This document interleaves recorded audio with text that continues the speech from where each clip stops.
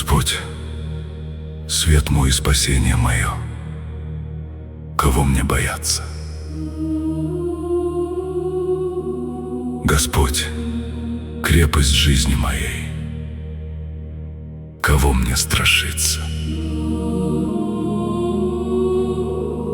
Если будут наступать на меня злодеи, противники и враги мои, чтобы пожрать плоть мою, то они сами преткнутся и падут.